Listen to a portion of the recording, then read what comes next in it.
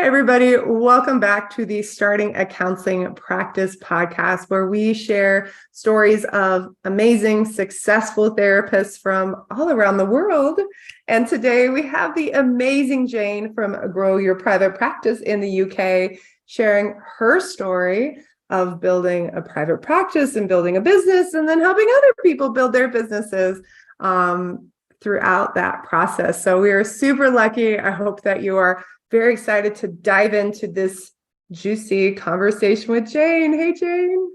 Hi, thank you so much for having me. I've been really looking forward to coming in, Miranda. It's really great to meet you and come and have a chat with you today. Yes. Do you want to share where you're located and even give your website address as we get started so people can kind of follow along and see who you are as they're listening if they wish? Okay, cool.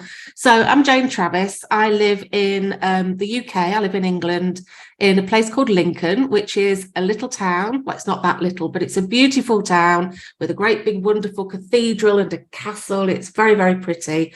I'm an ex-counsellor. I was a counsellor for 14 years, and then I've started helping other counsellors with the marketing. So you can find me at either janetravis.co.uk or growyourprivatepractice.co.uk. So I've got blogs and podcasts over on there if anybody wanted to have a look. But yeah, I'm here in Lincoln, and it's always interesting speaking to people from the US because it's quite different, isn't it? The way that we do what we do. It is. It's different, and it's very similar, which is an interesting space. Yeah. It's so different, and yet it's not.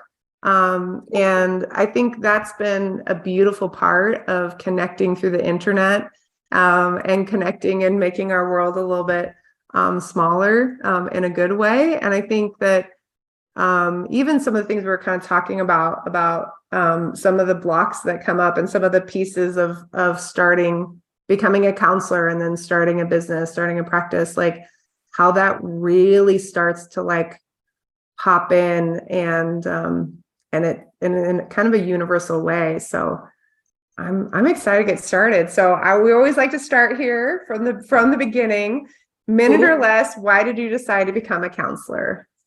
Why did I decide to become a counsellor? Because I'd had counselling myself, and I just found it fascinating that they could somehow go from an ordinary conversation to just into the depths of my mind. Mm-hmm. And I thought, how do they do that? How do they get all that stuff out of me? And I just became more and more interested in how we tick. I suppose a lot of people do that. I'm assuming a lot of people have counselling and then think, yeah, I'm interested. It's been pretty a 50-50 spot on here that's been a space that people have connected in. Sometimes they're like natural counselors where they're like, people always just come to me. And the other ones are like, I went to counselors. Like, how did you do that? What's going on? So somewhere in that space. So at what point in your like educational journey did you like make the decision? Did you go straight through, secondary school and through the experience, or did you take any detours along the way to your counselor journey? Well, I became a counsellor when I was in my 40s. So I'd had, I first went to my own personal counselling in my early 20s, been in and out of counselling all the way through, had a job, got married, had kids, got divorced, same old. Everybody. And there came a time when it was like, okay, I'm bored in the job that I'm doing. I was working part-time just as a way to, make some money with my kids.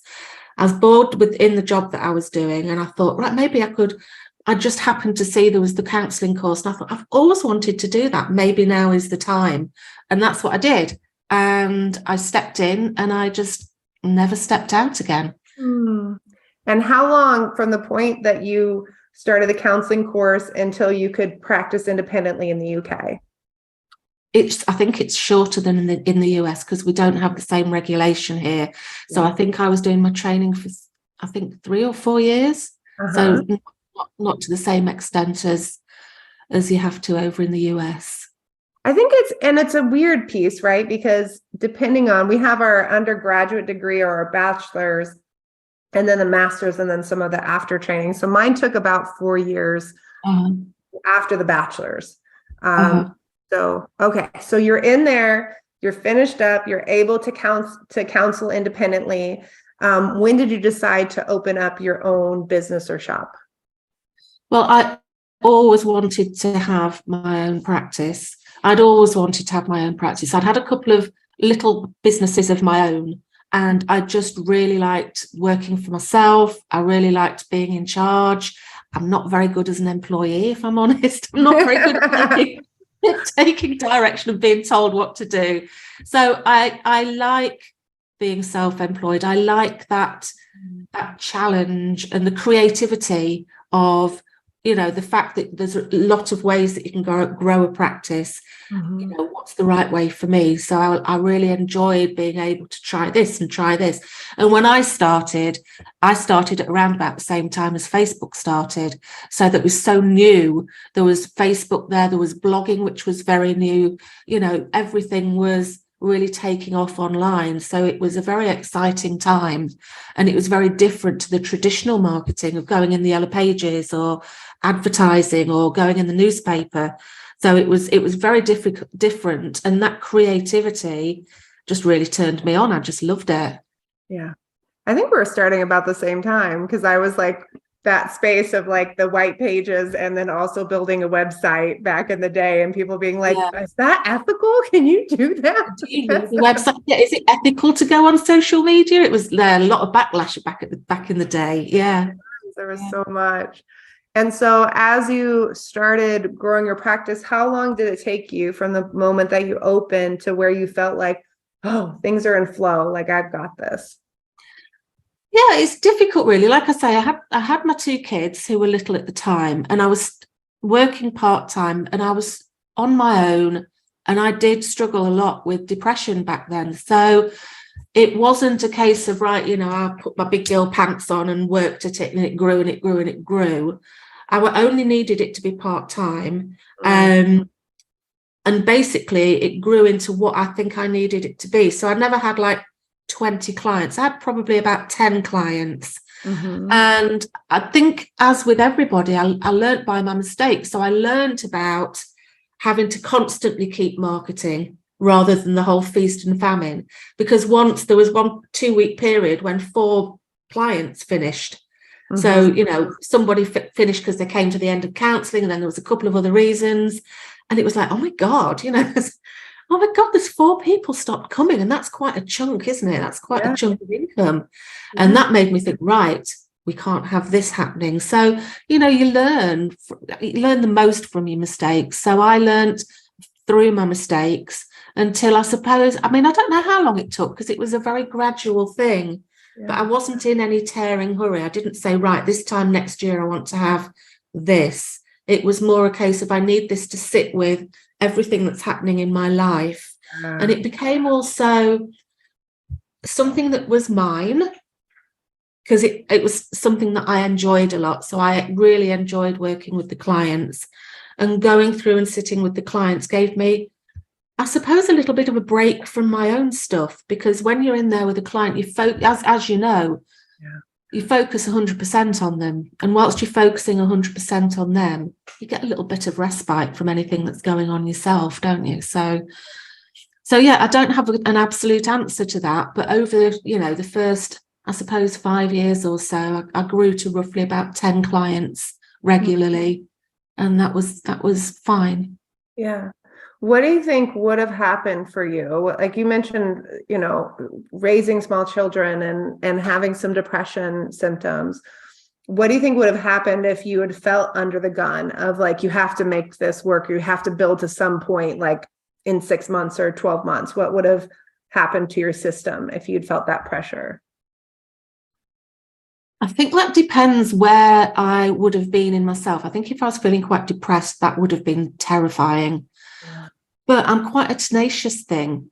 And if I have to do something, even if I'm scared, I go, right, how can I make this happen? And I think that's one of the things that I'm proud about in myself, because, even when my back's against the wall, I'm kind of, right, you're not going to bring me down. So I kind of not come out fighting. That sounds really aggressive, but I have the tenacity of just saying, right, I'm going to make this happen and you're not going to stop me. So I kind of do that. So if I have to make something happen, I kind of do. I just find a way to do it. So and I work very well to deadlines. I'm very good at procrastinating, but if I've got a deadline, I'll get something done. So if I had a deadline to get something done, I'd probably make it. Yeah. And I think that's been one of the most beautiful things of starting a business for me, is that space of like how we get to know ourselves and get to know what works and what doesn't, because there isn't okay, I went to work for this other person and they created this foundation and the structure that either I worked really well and I thrived in, or it's a structure that I just, tanked in and didn't work. And I could kind of go, oh, this is a bad job for me, right? Yeah. In this situation, we're creating the job, we're creating the dynamic, we're creating the structure. And I think that is a really, really beautiful thing. And even that space of being able to create a structure that says 10 clients with small children and with working through my own, health and growth, like maybe that's like really, truly like enough. Like, can I create a life where that's enough and I don't have to feel this external pressure of whatever the amount of clients are. Yeah. And do you see that in the UK, that therapists come in with this very inflated space of like, okay, I need to be seeing 35 clients a week, or I need to be seeing this huge caseload, even if emotionally that's not viable? Well, I don't know. What I see very often is sometimes it's there are very often people with their counselling, with their therapy work being as well as something else. It's not always their full-time job. So there are people that do this either with another job, and very often they decide that actually I want to do that full-time now. But I think there's something about working for yourself. If you allow yourself the chance to settle into it and try not to, I think we can sometimes think if we're used to being in employment and we know that we have to do this by this, and we have to be here then, and we have to do X, Y, and Z. Sometimes when we go into private practice, it can be quite, it can make us sort of go, oh God, I don't know what to do, because there's such freedom. You can do things this way or that way, or you can start at this time or that time, or work with this client or that client. And there's what can, for some people, can feel completely freeing and wonderful. For somebody else might be like terrifying because there's no structure. So I think sometimes it's about recognizing that it's okay to just kind of play about with it until you get to the point of what you want it to be. What hours do you want to work? Are you better in the morning or the evening? Do you like working this way or that way? And it's okay to just say, right, I'm just going to see what this feels like. I always say, give something a good amount of time just to see if you like it. And then if you don't like it, you can move on to something else that you do enjoy, because it's your business. You can build it exactly the way that you want it to be. I mean, it's living the dream, isn't it? It's living the dream that you're working with clients, doing the thing that you love in the way that you want to do it. And that you're never locked in. You always can shift and change, as long as you're giving yourself permission to shift and change, right? Yeah. I think in counseling, there's often this space of, we can make a lot of things. We can make up. We can make things up. We can say like, well, that would be unethical. That would be abandoning my client. And you'll be like, well, tell me, what do you mean abandoning my client? Well, if I stop working on Thursdays, that would be abandoning my client. I'm like, no, your schedule changed. You're not going to just not show up on a Thursday, but to like let your client know, I'm not available on Thursdays anymore, and give them other opportunities. And if that schedule doesn't work and they decide not to come in, you do a closure with them and you terminate, but none of that's abandonment, or, you decide not to take the state insurance, or you decide to change your fee or change your no-show policy, or whatever the dynamic is. All of those things are okay, Yes. Yeah. So Yeah. at what point in like the counseling journey, right? You mentioned at the beginning, like, I'm an ex-counselor now, like I don't do that anymore. I retired Yes. from counseling. Tell me about that decision and that transition over to what you're doing now.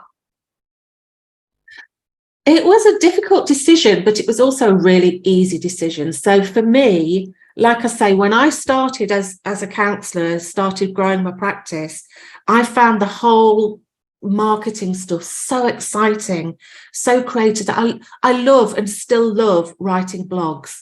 I find them so creative. I just find it a great way to kind of help people in just a really kind of casual way. Does that sound right? I don't know if that sounds right. I just like the creativity. You can use story, you can use, all sorts of ways to get a point across, I suppose. So I just was really, really interested in all sorts of marketing, about websites. Now, I'm not a website expert, but I, just what to put on a website, and all sorts of different things. And I started the Lincoln Counsellors Network. So here in Lincoln, I started a counselling network, and we used to meet on a Saturday, and we used to do a bit of training, and we used to go for lunch, and it was just really lovely. And I noticed that was some brilliant counsellors, really, really good counsellors, but some were struggling to get clients. And I thought, well, why is that? And I started thinking, well, maybe I could help them. So I started dipping my toe into just helping people with what they put on the website and things like that. And then I started thinking, could I do this? I don't know. So I started a couple of little businesses outside of that. So I started a blogging business that I called Friends with Food, because my niche at the time was relationships with food. So I had Friends with Food.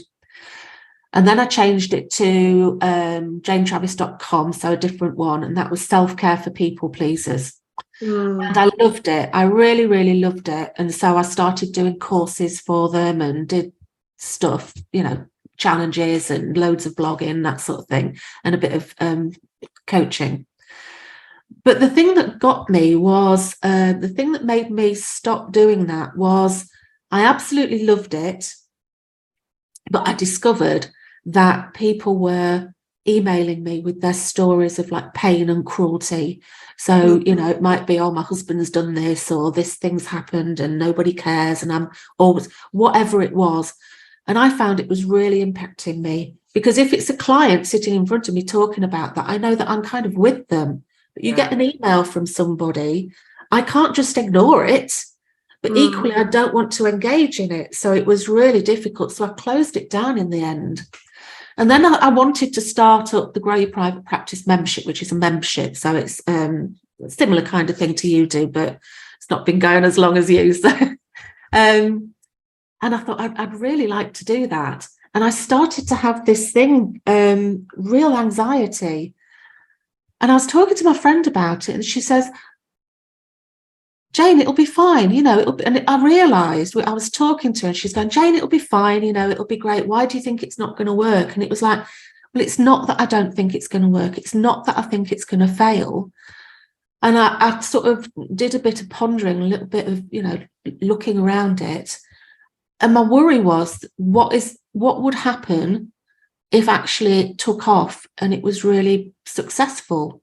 Because my experience was, then I would have people taking too much of me. Then I would have people contacting me and wanting from me. And because I was they say that we teach what we need to learn, because I was a massive people pleaser myself, and still am to a large extent, I was, not very good at boundaries. So when I thought about it, and I thought about, right, okay, my worry isn't that I'm going to fail. My worry is that I'm going to be successful. So how can I protect myself?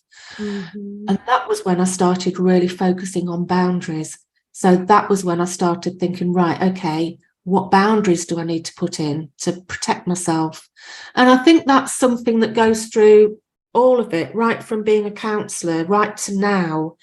I think boundaries are so important, and looking after your own space and looking after your own mental space. And I think that's another reason why, thinking back, I never wanted to be a full-time therapist. I only ever wanted to be a part-time therapist because of the fact I find it draining. I find it very draining. I know there are lots of people that work full-time and they're quite happy to work full-time. Mm-hmm. I used to find it draining, and it might have been because of my circumstances, the fact that I had my kids at home and I've obviously had depression and all the rest of it. But I found it draining, and I never wanted to actually be a counsellor full time. I wanted to be able to be a counsellor and then do something that was to do with counselling on the side. And that's where Grow Your Private Practice came in, because it was ideal. I was still working with counsellors. I was kind of indirectly helping people, indirectly helping the clients. But it meant that I could kind of keep doing the thing that I loved. Yeah. And isn't that what's wonderful about being counsellors? Because we have the skills of being a counsellor, but then, you know, those skills are so transferable as well. There's so many things that can be done with it. I think that's a thing that most counselors and therapists don't really realize. I think that often in our field, we are undervalued and devalued so much that we start to internalize that. Maybe we even brought that in before we became counselors from our history. And so that space of realizing like how powerful it is it to be able to like see a family dynamic. Well, do you know what that looks like in like a corporate office, to be able to see the dynamics of how people interact and to see the underlying, oh, here's what's really happening. Here's what you see on the surface, but here's the real issue. That's really powerful to be able to like dive in and to understand how to like have a deep conversation with someone and really hear them and understand them. That applies to so many different types of businesses and companies. But because we struggle with understanding our value as counselors, I think that we often will feel a sense of stuckness, and we don't give ourselves the freedom or the realization, right? In the United States in particular, it's really weird the way that our insurance stuff works, our health insurance stuff. But you can literally have a therapist be reimbursed like $35 an hour, right? Which would be what, like 20 euro, right? 20 euro an hour for the exact same service that someone else is getting $140 an hour for that same service. And you just go, what is going on? And this person that's being reimbursed the 33 or the 20 euro, whatever, however you want to do the math of it, that person could be living in Los Angeles, one of the highest costs of living in the country, and it's not related. But as counselors, right, we often are in the space of we don't feel confident to say, well, I'm going to say no. Like, I'm going to read that contract. I'm a business person now. This is a no. And realizing that, like, if I say no to this, it's not, oh, I'm making services less accessible. I'm saying no. And now that insurance has to change their dynamics because they have to make something that's viable for their business. Yeah. The longer that we stay in that space of, I'm not good enough, I'm not valuable enough, whatever that dynamic is, then we'll continue to replicate or keep this process going where, and I don't know, in the UK, like in the US, like counselors, therapists, we're the worst paid master's degree, like consistently. How is it in the UK right now? I don't know. I can't answer that. I think for me, I think people are now using some of these, what is it? BetterHelp? Is it BetterHelp? What is it? That's come over quite a lot. I don't want to say a lot about it because I don't know a lot about it, but people are starting to use it because it's they're getting clients that way. And I think the problem is there's just that real. There's this. I got people get into counselling because they want to be a counsellor. They don't get into counselling because they want to learn the ins and outs of running a business. So they want to be a counsellor, they're trained to be a counsellor, and then it's like, well, to be in private practice, I've got to go through this whole being visible, and you know all the mindset stuff, the being visible thing and the imposter syndrome thing and all of the mindset stuff, the money mindset stuff that's there to trip us up. And it can just feel like a massive hill to climb. And it sometimes feels, I think for a lot of people, it feels like, well, doing that and getting paid less is better than nothing. And I think, and it's like you say, I think it's about not valuing yourself, but it's more than that. It's about just not really knowing what to do. Yeah. And it being too scary. And it is scary, it's not easy, but it is doable. It is doable. It really is. And I think this is the part. So I did just pull it up. So psychology is one of the worst paid master's degrees in 2022. And it's somewhere between like 20 to 30 euro on average, 30,000 euro per 21 to 32,500 euro per year on average. And I think that there's really a space in terms of what we're doing in graduate training and counseling training that we need to start integrating in the business training. When I started in the US, chiropractic was one of the highest paid master's degree. And somehow I got in this conversation with a chiropractor and they said, you know why that is, don't you? I said, no, I have no idea. They said, when I went to chiropractic school, maybe 30% of the training was about how to do chiropractic. The other 70% was how to run and start a chiropractic business. They integrated it in. Well, over the last like 15, 20 years, more and more chiropractic schools are coming out that are very like holistic and client focused. And so they're including more and more of the clinical aspect. Guess what's happening to those chiropractors when they come out? They don't know how to start a business and they're struggling, even though they're better prepared to like serve the client. So I do think and I think that you and we're standing in the gap of what's happening out there. But I think if psychology graduate programs are going to continue, like if they're not going to go into, because there's more people right now that are leaving the field than entering it. If we want to keep those programs going, those schools at some point are going to have to say, you know what? We need to start investing in our students, because our students are going to ask more questions about, are people actually employed and how much are they really making? And when they start integrating, right? Like UK schools, talk to Jane, like come up with hey, you graduate from our program and you get 6 months in this program, like I would love it. I would love it. I would love to help people that were just coming out. Now for me, the one thing that I work with is not necessarily new starts. So I say, right, you've got your room, you're qualified and you've got a room. I help you with the marketing. So I'm not really about the absolute new starts, but everything from that, niching and websites and all that. But I would love to help with that, because I think it's a waste of all of this knowledge and skill, all these people that are training and passionate about this, and then they're getting so disillusioned and so upset because it's like, well, I just so want to work with people, I just don't know how to get them, and I really feel their pain, because it's frustrating, isn't it? It's really frustrating. And unfortunately, I mean, what online tech employers, right? And online mental health employers, we're going to call it that, right? Online mental health employers, fill in the blank as to whatever the names of those that are popping out.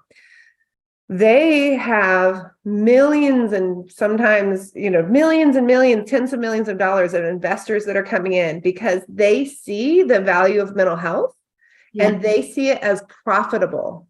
Absolutely. They see it as profitable. And very profitable. And they are paying $21, $30 a click to have somebody click on their ad to go to BetterHelp. And all of that money that's being invested in those online tech employers so they can kind of have the market. and they're driving the cost of services down, which in one sense is fantastic, right? We want therapy to be accessible. But when you talk with a therapist that are working, we have to pay for it.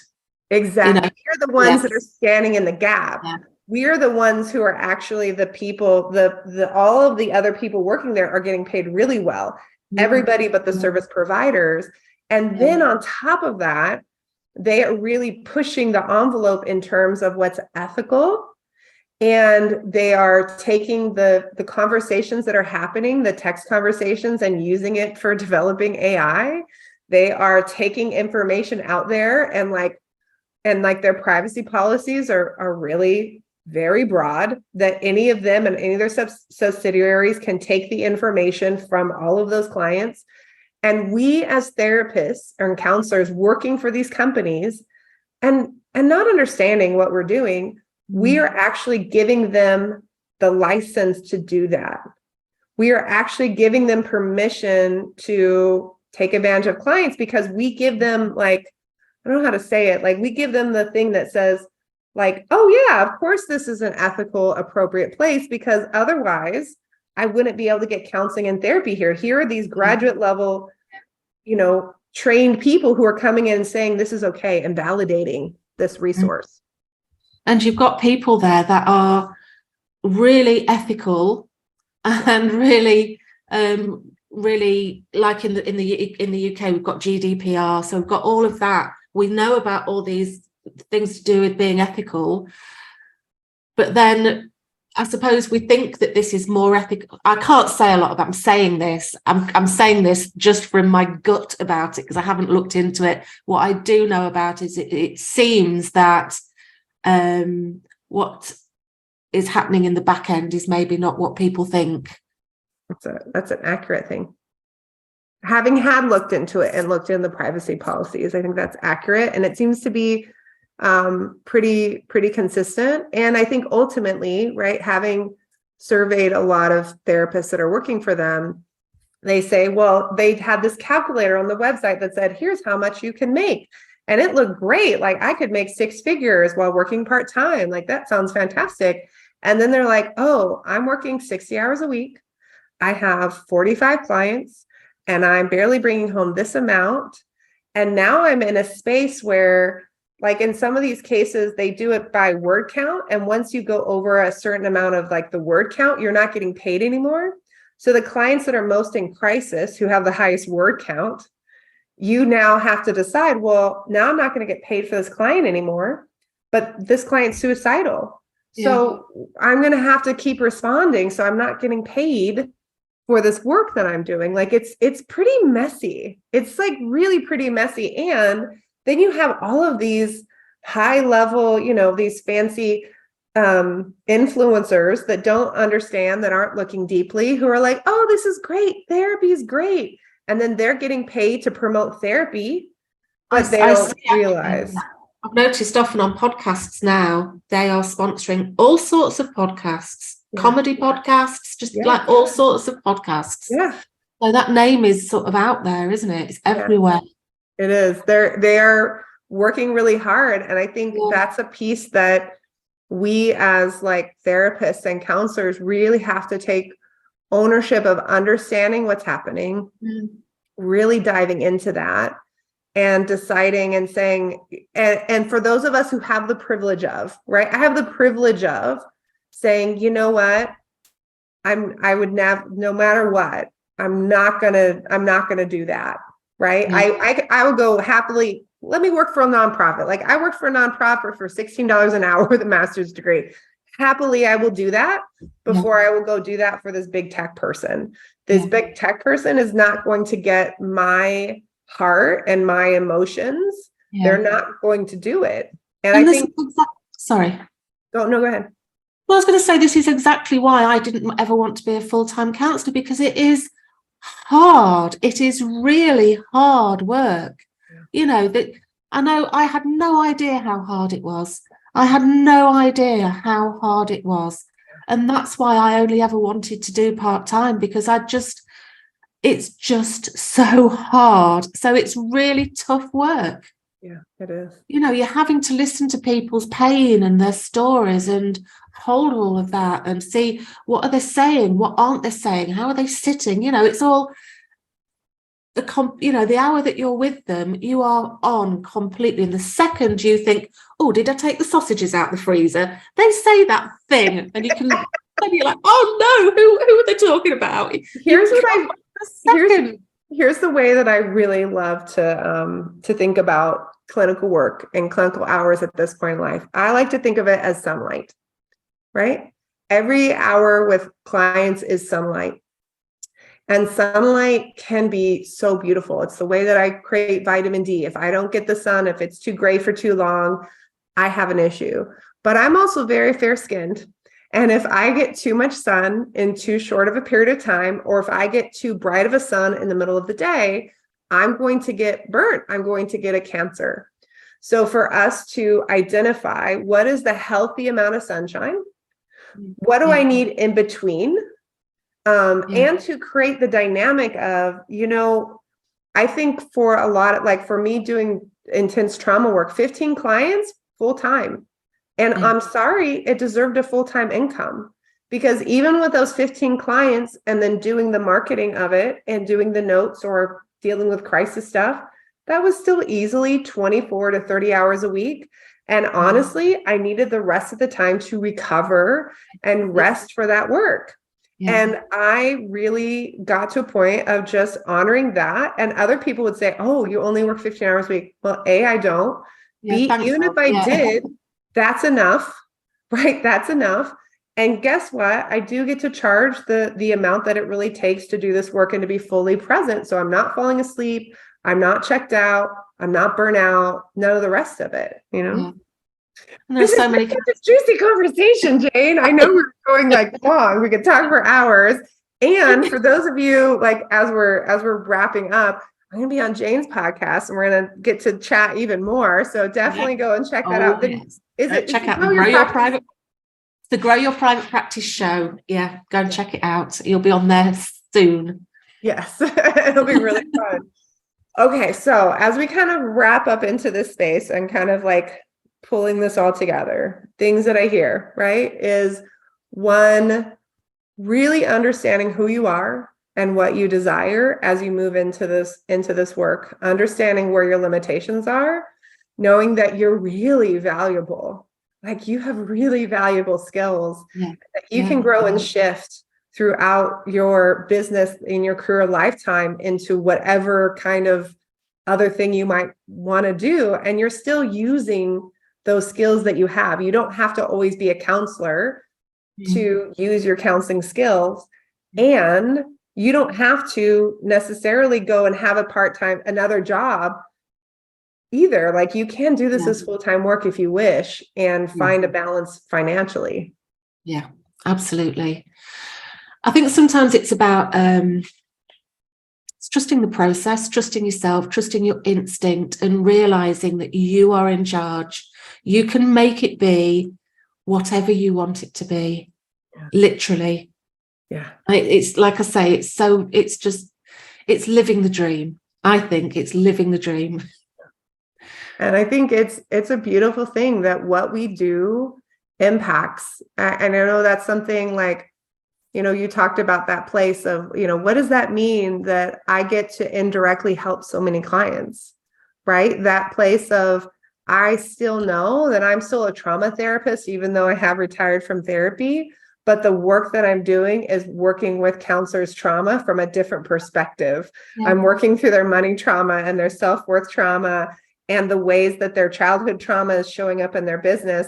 I'm just doing it from this other perspective that's like really powerful, but I can like see the bigger picture of it. And it's kind of magic, Yeah, so interesting. Yeah.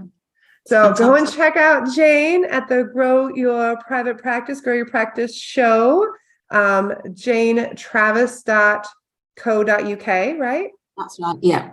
Fantastic. Or growyourpractice.co.uk. Grow your private practice. Grow your private practice. Growyourprivatepractice.co.uk. And until next time, you all just remember that you're valuable, you're really needed, and that you have so many more options than you realize. Until next time, y'all. Thanks everybody for listening today. I hope that today was exactly what you needed and gave you some amazing inspiration. If this was helpful for you, go and rate us wherever you listen to this podcast. And of course, remember, we have the Business School for Therapists. If you need help starting, growing, or revamping your successful solo or group practice, we're here for you. Work with therapists all over the world. Check us out at zinnyme.com. You can also click on free, and we have over 10 hours of free webinars to help you figure out your private practice. So you don't have to pay us a dime. Come and check it out.